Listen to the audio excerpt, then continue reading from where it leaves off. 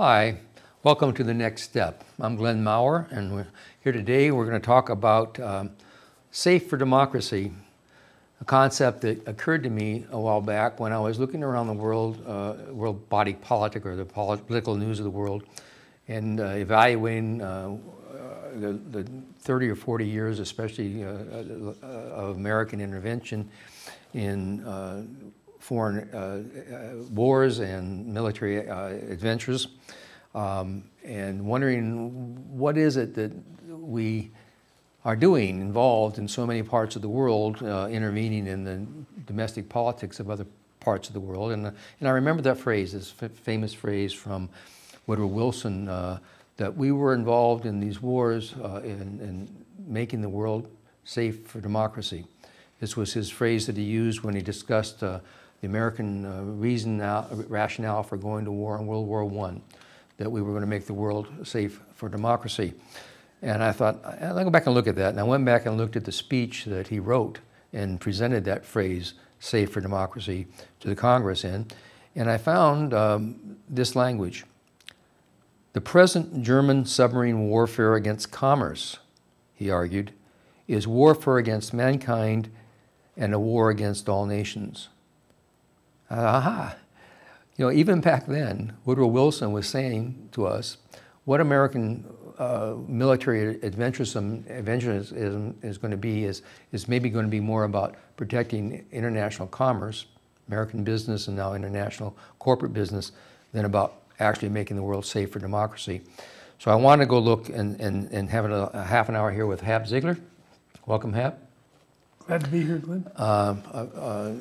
Wise and intelligent attorney and student of the body politic, and discuss whether or not there has been any effort by that we can ascertain where in fact the American political purpose, military political purpose, has been to defend democracy or expand democracy around the world, be it Iraq or anywhere else, or is it to the contrary?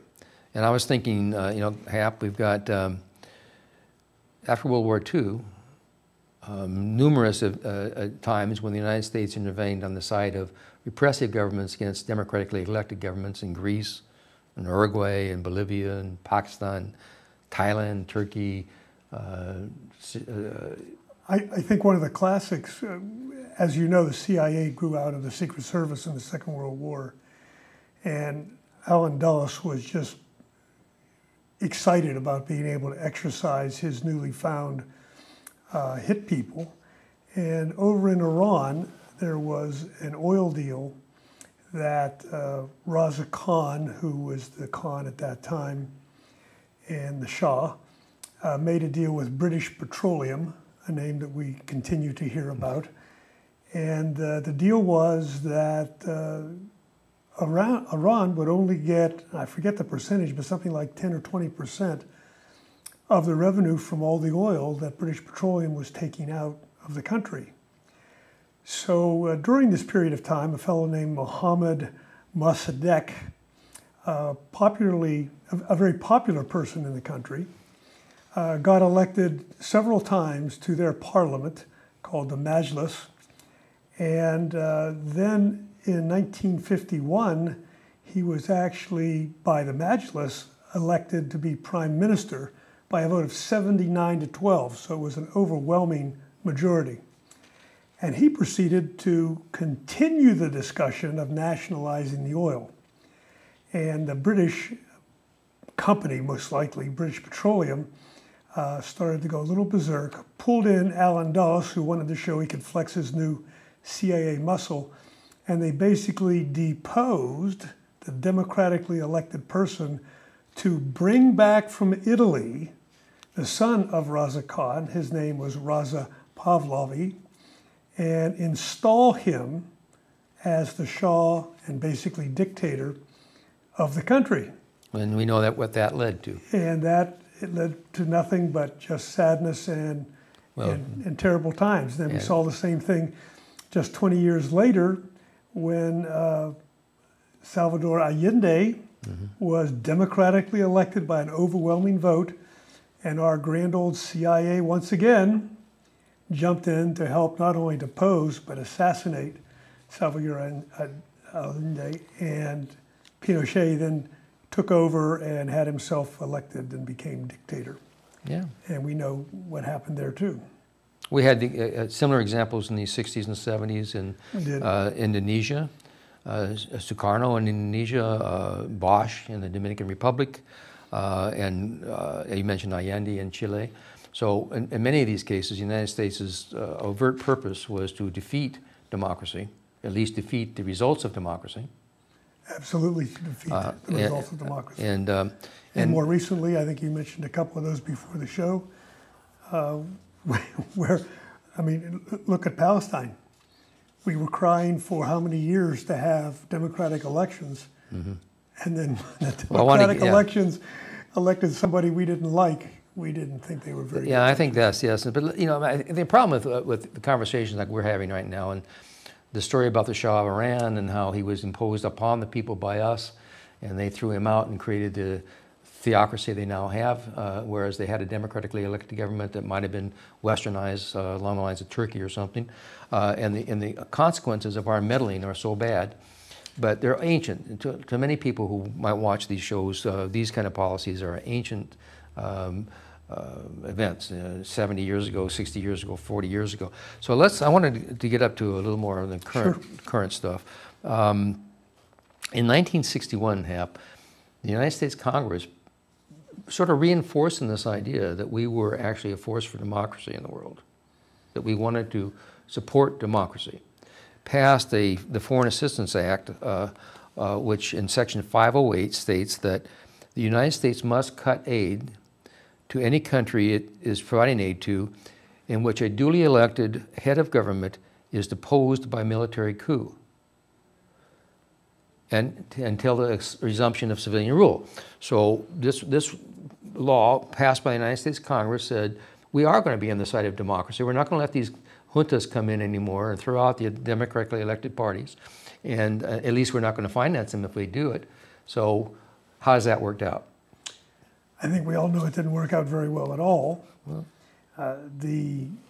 We have continued to support people. For instance, in Egypt, they suspended aid for a very short period of time. Not military aid.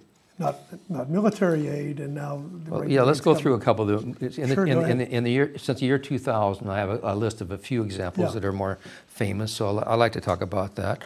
In Venezuela, in 2002, we have Hugo Chavez, who had been elected by by the citizens, and nobody can say that wasn't a fair election. Clearly won, overwhelmingly won. Had been in office for a couple of years. He was ousted by a military junta the United States supported, and we even had some embarrassing scenes where then President Bush was on screen congratulating the citizens of Venezuela for their taking their government back, and then they had to retract it because it got turned around, and Hugo Chavez stayed in power, and that's been the source of the tension between Chavez or Venezuela and the United States pretty much since. Yeah. But we continue to give, that was American intervention, an attempt to do it. More infamously, a few years later in Haiti, in 2004, we had brought, I think John Bertrand Aristide had been brought back to the country to be elected president. That's right, because he had escaped, basically. Yeah, he'd been thrown out of the country and escaped. He came back, got elected president, then started doing things that the Americans didn't like. So he was then escorted from Haiti in a plane with American officials, as I recall it, and as a military coup was put in his place. We didn't cease giving aid and aid and support to the successor junta government. No. I think that a lot of these can be summarized by saying the United States policy for at least the last 100 to 125 years can be summed up saying we will support any democracy that we or our corporations can buy. Well, that's been true in Central America for sure, and you mentioned the Monroe Doctrine. Another example of this, I think, which is right on point for what you were saying, is Honduras. 2009, just a Exactly. couple of years ago, elected Jose Manuel Zelaya had been elected president of Honduras by the population. Clearly a fair election. No complaints about that. Nobody says he was installed by some oligarchy. He offended some of the powers that be in that country by talking about a minimum wage, as I recall. Some pathetic attempt to raise the minimum wage for the factory workers. These are the workers in garment factories in Honduras who are making American products for Hanes and J.C. Penney and all these other companies. And they are the oligarchs of that nation, of Honduras. They were so threatened by his attempt to give a salary raise to these poor people, they basically put him on a plane, a military plane, and threw him to Costa Rica. Clearly a violation of the, of elected democracy. What does the United States do to that? Well, we're looking at it. I think they said, I think there was a quote from, was it then Secretary of State Clinton said that we're waiting to see what would happen, and then they just stalled it until 5 or 6 months later, when his term of office would have expired. They just pretended that he had never been ousted. It was like, oh well, it doesn't count. But again, we did not suspend military aid. We did nothing to challenge the coup, the military coup that was running this country. Well, and that, as you probably recall, got extended to fighting the Sandinistas in Nicaragua. Oh, back then, yeah. And the U.S. government gave money to the military folks in Honduras to pay them to launch attacks, to actually continue the civil war in Nicaragua. Well, going to go back to that, I mean, I will. That was one, it was even worse because the ostensible purpose for the Contras, the people we were invading the country with, was to impose democracy. They actually said it. Yes. These were democratic forces that were going to come into the country and recreate a democracy. They ignored the fact that the incumbent president had been elected. That's correct. He had been elected by the people 3 years before. And again, there wasn't a question about the election not being fair. They weren't saying, oh, these are corrupt elections or fraudulent elections. They're just saying, they're ignoring the fact. And they say, well, we'll have, so again, by force. And of course, that was doubly sick because we were using money that they got from Iran for weapons. That's right, the Contra. Mm-hmm. Yeah, but yeah. So here's Honduras, 2009. And then we come up in the last year or two. The one that really has bothered me as much as any is what happened in Egypt. We have the Arab Spring, a dictator who is definitely not a fairly democratically elected dictator, Mubarak. Mubarak, exactly. Is thrown out. And then what happens? We have elections. And we didn't like the election. And the results, we didn't like the results of the Right. election. My goodness. The other side won. Now, which so Morsi becomes, and it wasn't like Morsi is such a strange dude. I mean, he's a part of the Muslim Brotherhood, and he certainly has conservative fundamentalist religious beliefs. But this guy was educated in the United States. He's an engineer by trade. I mean, he's a worldly man in many ways. He's not like some guy who came out of the desert, had been teaching in some religious school for 40 years and never seen a television set. And he wasn't tied to the military either. And he wasn't tied to the military. That's right. And so he had a promise of at least of a secular government along the lines of, say, what Turkey has got. Right. He even got in trouble with some of the Muslim groups because he was moving towards a secular government. Yeah. But we didn't own him. So what happens? Under this Foreign Assistance Act, Section 508, 1961, we're supposed to suspend military aid when the new military, Sisi comes in there and the military throws out the elected president, Morsi. And what do? We like the Sisi. We just sent him a bunch of F-16s. We've continued and escalated the actual increase in military assistance to this new government, which is probably worse than Mubarak was. From what I've read, it's going to be similar, if not the same. Oh, they've had mass trials of hundreds of people with a few hours of testimony, and condemned 500 and 600 people at a SWAT to the death penalty.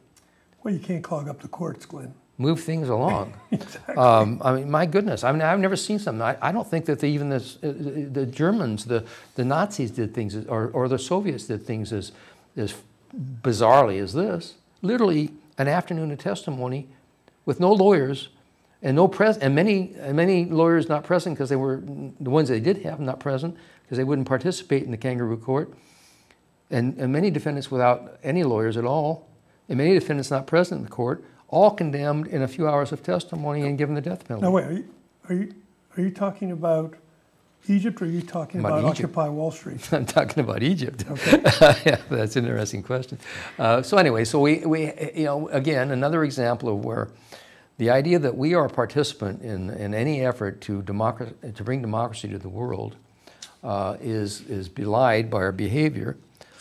Absolutely. I mean, somebody that thinks that we do this stuff for democracy is just ignoring the facts. We do this for the plutocrats. And we don't even do it for capitalism. We just do it for the largest of companies and the largest of corporations, the people with the biggest checks. We're not helping the small businessman by going over and bombing Iraq and getting 4,000 or 5,000 of our people killed and 20,000 or more injured. That was done just to protect our oil interests. And I don't know of any small oil companies. So. No, and I think that's what I mentioned it before, where when in Wilson's time it would have been American corporate interests. Right. Today they're international. You know, we talked about commerce. Today it's international corporate interests, which aren't even. If American corporations were ever patriotic, and I don't know if that concept makes sense or not, but if there's such a thing as a patriotic corporation, they've long ceased to exist because these corporations are international and they're headquartered in Ireland or Luxembourg or wherever they get the best tax deal. Singapore, correct. And the best other breaks. So again, the policy seems to be driven much more by commerce and by corporate success than it is by the idea of democracy. And one more example before we move on. And I don't know exactly how much time we have because the clock up here isn't working. So I'm going to need somebody in the back to give me some pointers when we get close to 10 minutes and 5 minutes. Anyway, we got about 10, I guess. The last one I want to bring up, and it's the most current one, is in the Ukraine. Oh, yes. I mean, we had Yanukovych, a corrupt man by many reports, but elected. Clearly a democratically elected president of a nation in a Western tradition is elected president, and a relatively small group of people occupy a plaza in the center of Kiev, and within a few weeks, they've overthrown this government. There's somehow or another, the parliament decides they're going to oust the elected government, and the other members of the government aren't allowed to participate. And next thing we know is this guy's, the elected president, who tried to negotiate numerous times for compromises, is having to flee the country or be killed. And then they declare a new government and they have a new parliament. This is not democracy. This wasn't democracy. The elected government was thrown out of the country by rowdies, basically. Now the communists, not the communists, the Soviets, not what we call them, Russians. I forgot what our terminologies are nowadays. They call them Nazis, and I don't know if they're Nazis or not, but they're clearly representatives of the European business community that wants, I think, cheap labor and a cheap market in the Ukraine. Well, I apologize. I don't remember the names of the various parties, but the strongest of the splinter groups is very far right. Oh, there's one group like... Maybe not quite Nazi, but then there's another group, like comparable perhaps to our Tea Party, but they are actual Nazi sympathizers. Yeah, it's something like the Black Arm or something. Yeah, I was trying to remember. There is a very pretty clearly Nazi. It's the opposite of democracy. But what do we have here as far as American foreign policy, U.S. foreign policy? Are we really making the world safe for democracy in the Ukraine? No. No, we're not, because we didn't like the results of the democratic process, which created a government that was more sympathetic to Russia than it was to the European Union. So in this case, we promised millions of dollars of euros and dollars, millions of euros and millions of dollars to the Ukraine to help them with their transition. But it's transition to a capitalist economy, not to a socialist or a Russian economy. Well, it'll be interesting to see what the outcome actually ends up looking like. Well, it is, and I mean, I'd be interested in doing a show sometime on the justice of the various parties' claims in the Ukraine, just as in the previous iteration of the same type of fight that happened down in Georgia about 5 or 6 years ago. Right. That was a lot more powerful entree by Russia in that case. But they had well, going into that now, we haven't got time. Yeah, okay, and then the final up to the moment example, I think, of the failure, in my opinion, of the United States to honor this idea that we're really going to make the world safe for democracy, that we will use force or intervention or foreign policy to make the world safe for democracy, would be what's happened in Thailand in the last couple of weeks. Right. I mean, the military went in there, overthrew an elected government, established a junta government. And I mean, democracy as we know it, that was that election. I mean, those were open elections. They're an open country. There were tourists and observers for that prior election, and the military just said, we don't care for this. Well, there were dissidents. Right. And but the basic essence of a democracy is you have to accept that you lost until the next election. That's correct. I mean, or if it's a parliament, you call for another election, but what if you're a still wait for the next. You still wait for the next election. Yeah, and the American foreign policy, according to that resolution that I'm referring to, was that until a democratic form of government was elected, we would not support by money and grants and gifts. And yet in Thailand, this is a long time bulwark of the United States and Southeast Asia. There's been no aid cut. No aid cut. No aid cut. The only aid that was cut in all these examples I've given, I think you mentioned in Egypt there was a little bit of cultural aid cut, but the military aid, which was 90% right. of what we give them by way of aid, was not only not cut, it was expanded. For all these countries, the ones where the United States got involved. Right. In fact, even going way back to Chile, they were going to cut the aid because of the duly elected president, right. And then they gave the aid back when Pinochet, the dictator, came into power. But that's right. I mean, I'd forgotten that, but that's right. They had the threat of withdrawing the aid didn't work, so they just had him killed. Yes. And when the new guy came on, they gave him the aid right. that they were going to give anyway. But as we point out, most of this aid in most of the world is military.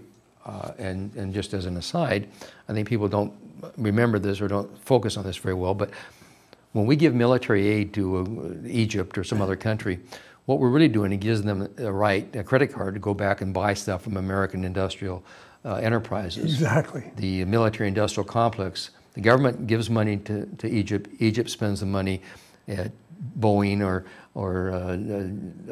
what are the, I'm forgetting the name of these, Lockheed Martin. These companies. Well, you missed a step. Which is? We give the money to Egypt. The dictators or military take off their 20%. That's right, that's right. And then they buy our equipment from us with 80 cents on the dollar. That's right. So they get their taste, and they all have these multi-billion-dollar bank accounts in Switzerland or someplace. And then hopefully with a U.S. bank, come on. No, well, banking is international. But anyway, the point, okay, so trying to make sense of this coherence of this idea that I've been playing around in my head. I mean, I think there's overwhelming evidence that it's just not true that the United States has any legitimate historical claim to have acted in the furtherance of democracy as against its own interests, own business interests. Can you think of an example? I cannot. I was going to ask you if you recalled. I don't know whether there was any altruism ever. Well, Jimmy Carter had a couple moments when he tried to not involve us militarily in cases, but not involve. I meant to involve us. No, I mean he tried to do economic and he actually, I have a vague remembrance that he refused to recognize some countries that had behaved badly. Maybe I'm thinking of the Moscow Olympics and the boycott, but there were a couple of those were moral suasion type of efforts, and he was ridiculed as being weak and sissified. So, so it didn't work. So anyway, so from Thailand, the Ukraine, Egypt, Honduras, Haiti, all these countries for 50 and 60 years, American policy has been to support the military and use military force to support forces that are agreeable to us, but not without any, if they happen to be a democratically elected force that's agreeable to us, that's fine, like in Japan, let's say. Right. Exactly. If it's a democracy, that's okay, but it's certainly not a necessary prerequisite for us to give aid.